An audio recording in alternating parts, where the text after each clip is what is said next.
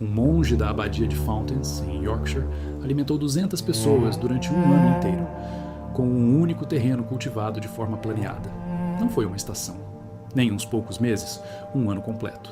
E esse mesmo terreno já produzia a mesma comida, sem interrupção, há mais tempo do que o bisavô do monge tinha vivido, sem comprar fertilizante, sem comprar sementes, sem contratar ninguém para o manter depois do terceiro ano. Custava nada. Neste momento, está a gastar entre 3 e 5 mil dólares por ano em alimentação. O sistema que este monge usava custou menos de 100 dólares a arrancar. Os engenheiros medievais pagavam nada depois do primeiro ano. Uma decisão tomada na primeira semana de plantação determina se este sistema o alimenta durante 50 anos ou se colapsa em silêncio até o outono. Essa decisão já aí vem. Provavelmente já desconfiava que algo assim existia. Algo que funcionava tão bem que quem lucra com a sua conta do supermercado tinha ótimas razões para garantir que nunca ouvisse falar disto na escola. E tem razão. E o documento que o prova está num arquivo europeu desde o ano 812. Esse documento é o Capitulare de Vilis. É um decreto agrícola formal emitido pelo imperador Carlos Magno. A historiadora Rosamund MacKittrick, no livro The Carolingians and the Written Word, publicado em 1989, descreve-o como um dos documentos de gestão agrícola mais detalhados que sobreviveram da Europa medieval. Enumerava 73 plantas. Não plantas decorativas, não plantas de jardim para um palácio, plantas alimentares, árvores de fruto, arbustos de bagas, raízes comestíveis, ervas fixadoras de azoto, tudo plantado em conjunto, tudo a apoiar-se mutuamente, tudo a produzir comida sem voltar a ser replantado uma única vez. Carlos Magno não inventou este sistema. Estava a pôr por escrito algo que já funcionava havia séculos antes dele. A questão é por que é que esse sistema desapareceu. É isso que vem a seguir. Mas a resposta não é incompetência, não é progresso. É algo com nome, data e beneficiário financeiro. E esse nome está quase a aparecer. O sistema chama-se Floresta Alimentar. E no momento em que perceber o que é, vai reconhecer que sempre soube que fazia sentido. Só nunca ouviu descrito como uma tecnologia.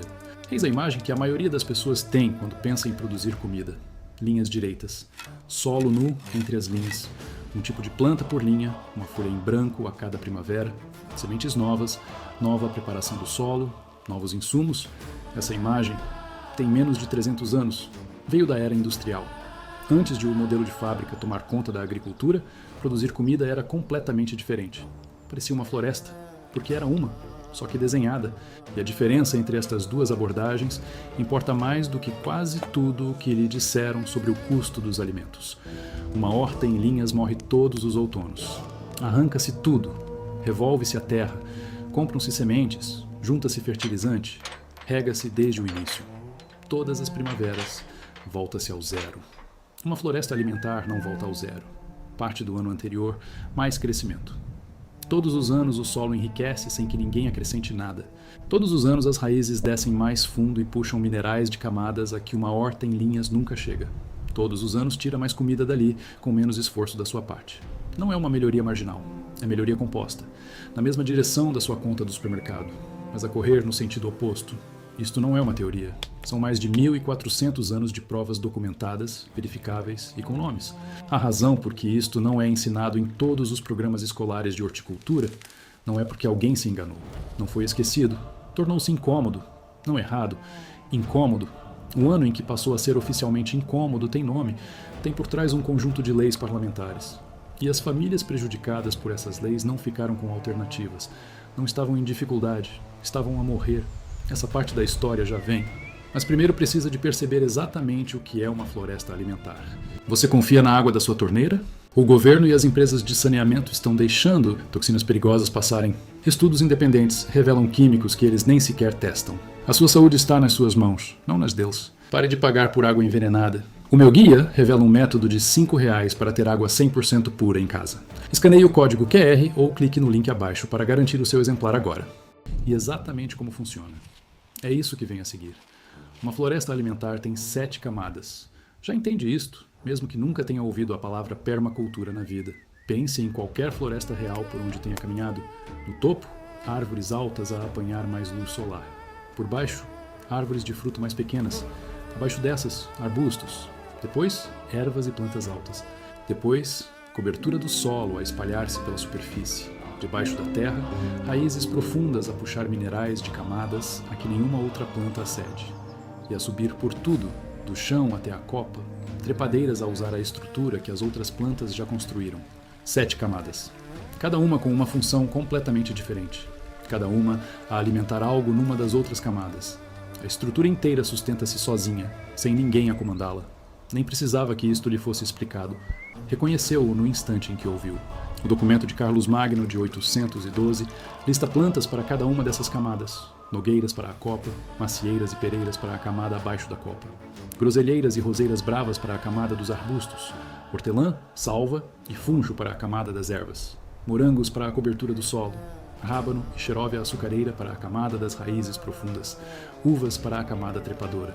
A historiadora Anne Hagen, no livro A Handbook of Anglo-Saxon Food, publicado em 1992, documenta o mesmo padrão de plantação em várias camadas nos registros monásticos ingleses desde o século VII.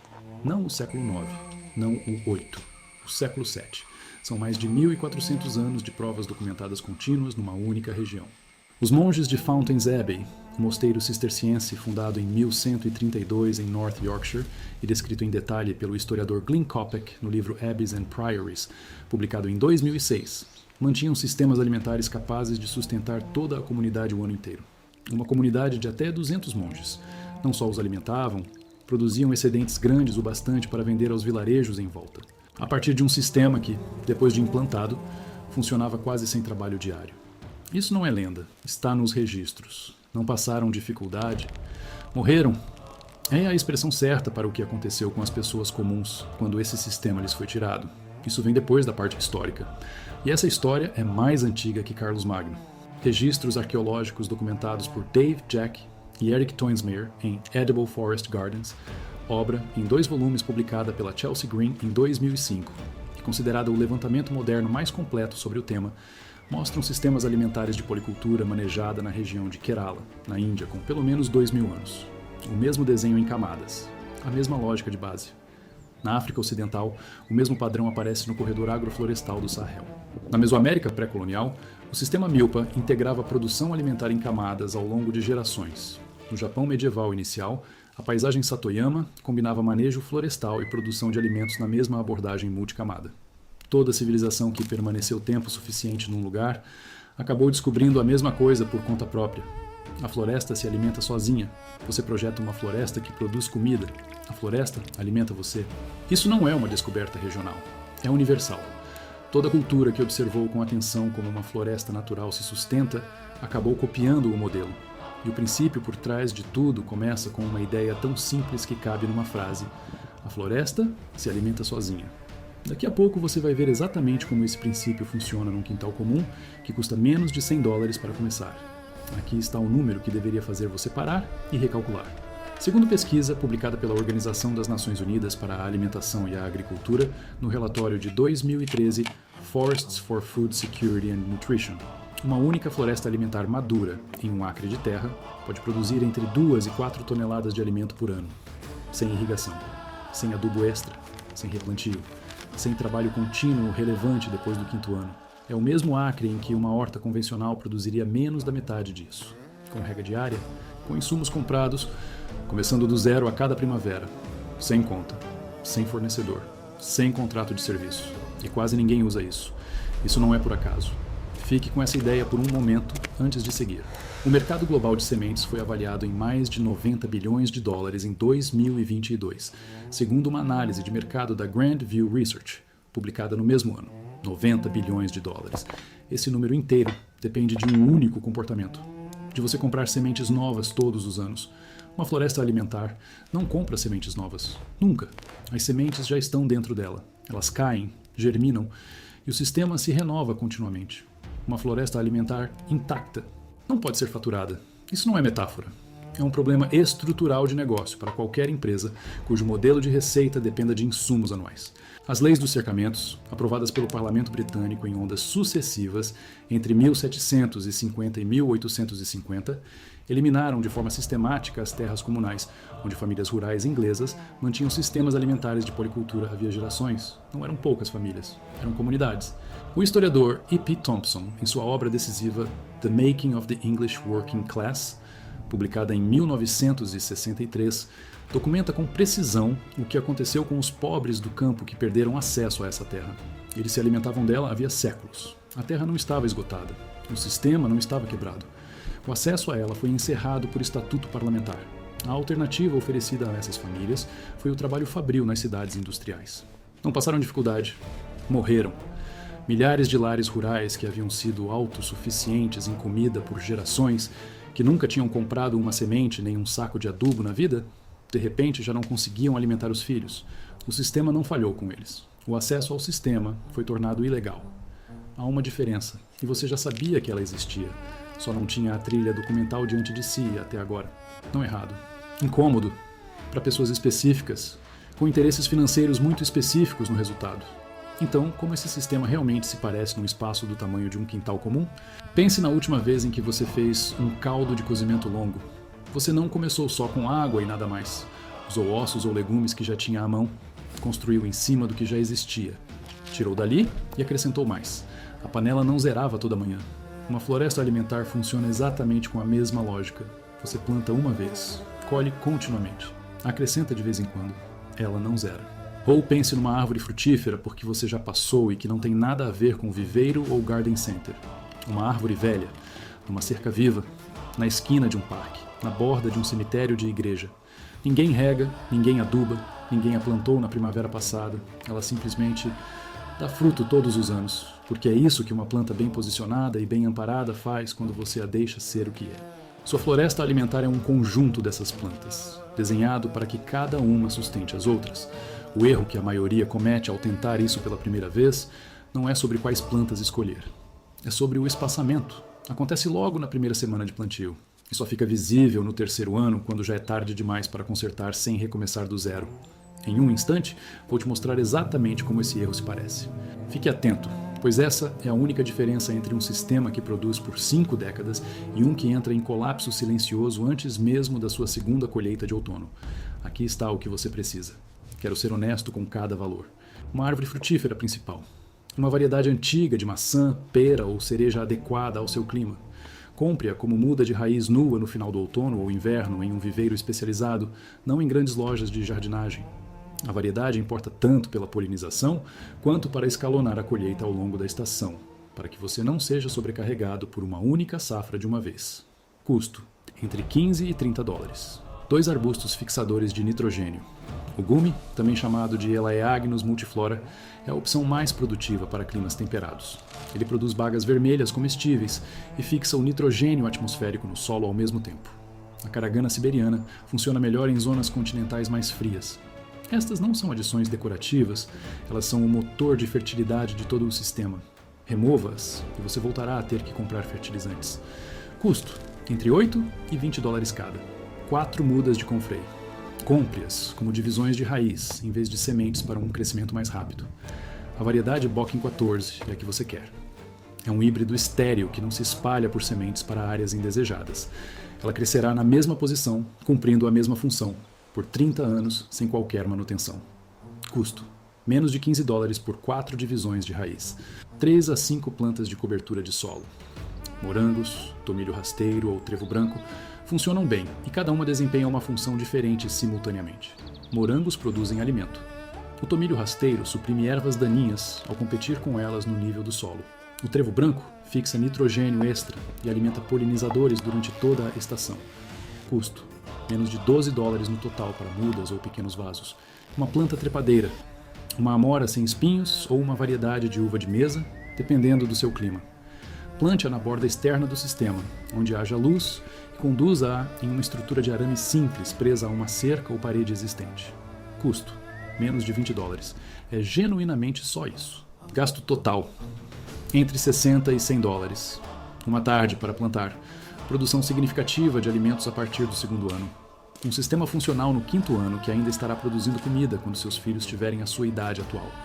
Compare isso com 3 a 5 mil dólares por ano gastos em supermercado. A matemática dispensa comentários. Aqui está a única coisa que a maioria das pessoas erra. Elas plantam tudo considerando o tamanho atual, em vez do tamanho futuro. Uma macieira de 2 anos é algo pequeno e manejável. Um arbusto de gume de 2 anos ao lado dela parece ótimo. Eles parecem ter espaço entre si. O canteiro parece vazio e o instinto é preenchê-lo. Então, o iniciante os planta próximos um do outro, porque ambos são pequenos no momento. 10 anos depois, a macieira tem uma copa que se estende por 4 metros em todas as direções. O gumi abaixo dela está em sombra quase total. Ele parou de produzir frutos. Pode estar morrendo. Você não consegue transplantar uma árvore frutífera que está estabelecendo sua rede de raízes no solo há uma década sem quase certamente matá-la. Você perdeu 2 temporadas identificando o problema e perdeu a árvore tentando resolvê-lo. Martin Crawford, fundador do Agroforestry Research Trust em Devon, Inglaterra, e autor de Criando uma Floresta de Alimentos, publicado pela Green Books em 2010, mantém uma floresta de alimentos documentada desde 1991. É um dos exemplos mais estudados na Europa temperada. Crawford é muito específico neste ponto. Uma macieira padrão em um porta-enxerto semianão requer, no mínimo, 4 metros de espaço livre ao seu redor, na maturidade total da copa. Seus arbustos fixadores de nitrogênio devem ficar na borda externa desse raio de 4 metros, não dentro dele. Na borda, onde ainda receberão luz suficiente para produzir no 12º e no 20º ano. O passo que a maioria das pessoas pula é medir antes de plantar. Não estimar, não olhar de longe, medir. Pegue uma fita métrica antes de colocar uma única planta no chão. Marque cada posição de plantio com uma estaca.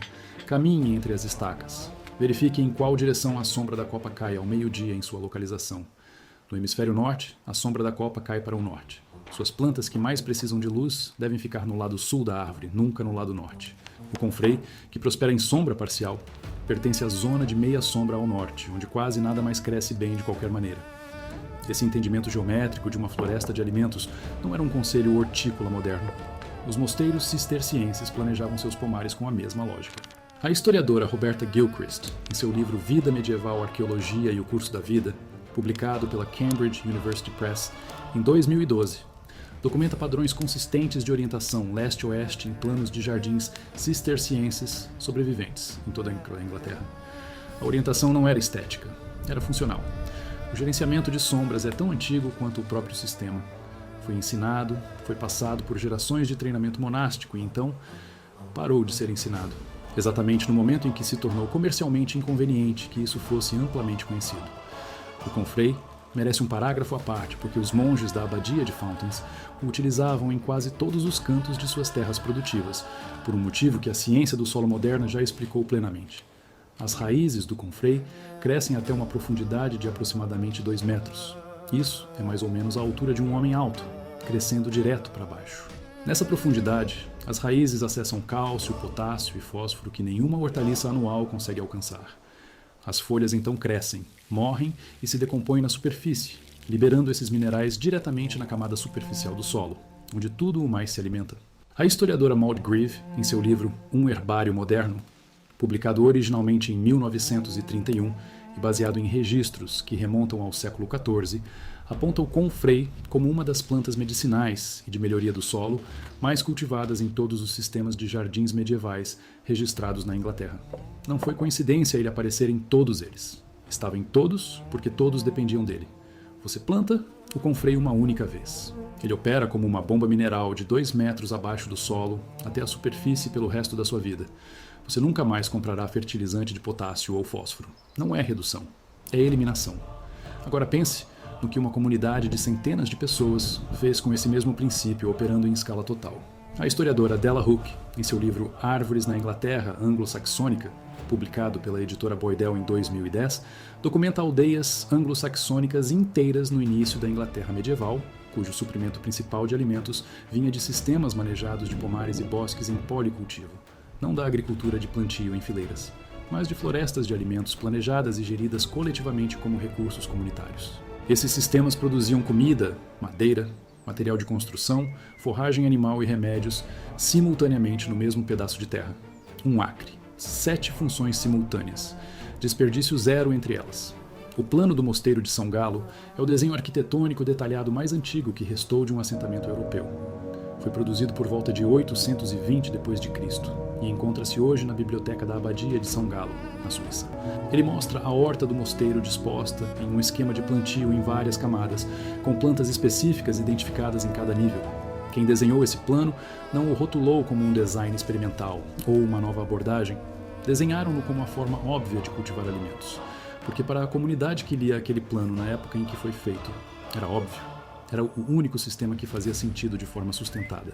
Em escala comunitária, os números tornam-se impressionantes. Jacques e Tuinsmeyer calculam em jardins florestais comestíveis que uma floresta de alimentos comunitária bem estabelecida, operando na escala das antigas operações monásticas, produz uma nutrição mais completa por acre do que qualquer sistema de monocultura, exigindo menos de 10% do esforço de trabalho equivalente. Uma comunidade de 200 pessoas, gerindo 20 acres de floresta de alimentos estabelecida, gastaria menos horas totais por semana na produção de comida do que uma comunidade similar, mantendo uma horta comercial convencional da mesma área total. Menos trabalho, mais comida, por mais tempo, sem comprar nada, sem contas, sem infraestrutura, sem pedir permissão a ninguém. Há uma condição em que este sistema funciona menos bem e você deve conhecê-la. Você deve ouvi-la antes de começar. A floresta de alimentos não produz sob demanda. Essa é a limitação real e não vou suavizá-la. Uma horta em fileiras oferece colheitas no cronograma que você define. Você planta abobrinhas em maio e as colhe em julho. Uma floresta de alimentos oferece colheitas no ritmo da natureza, não no seu. Você terá mais cerejas em 3 semanas de junho do que sua casa consegue consumir. Você não terá cerejas em julho, terá abundância de maçãs durante 4 semanas de outono. Depois, nada de maçãs frescas até as mesmas 4 semanas do ano seguinte. Se sua casa precisa de vegetais específicos em quantidades exatas em dias determinados todas as semanas do ano, este sistema não foi feito para isso. Ele produz abundância sazonal, não precisão controlada. A maioria das famílias o mantém junto a um pequeno canteiro anual para saladas de colheita contínua e vegetais da estação. Os dois sistemas se complementam muito bem. Também leva tempo para atingir a produtividade total. Os registros de Crawford da Floresta de Pesquisa de Devon mostram que a capacidade produtiva total em clima temperado é geralmente atingida entre o ano 7 e o ano 10. Você verá comida significativa a partir do 2º ano, colheitas reais e expressivas a partir do 4º ano.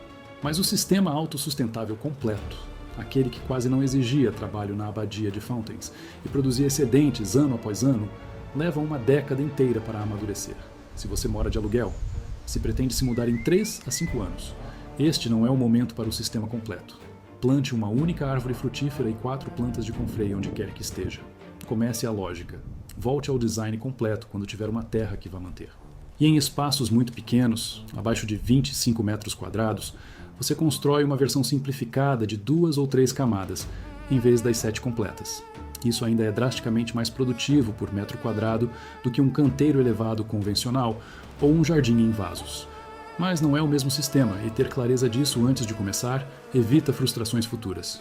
Os monges da abadia de Fountains se foram há séculos. A abadia hoje é uma ruína sem teto em North Yorkshire, gerida pela English Heritage como um monumento ao que foi construído e mantido ali durante 4 séculos de ocupação contínua.